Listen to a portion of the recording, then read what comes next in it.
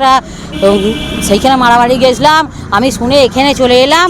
তারপর আমি কি হয়েছে আর বলতে পারছি না। কি শুনেছেন?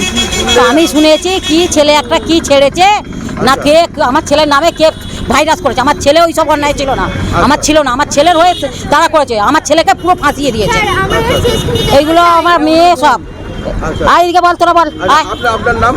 আমার নাম মমিনা বিবি।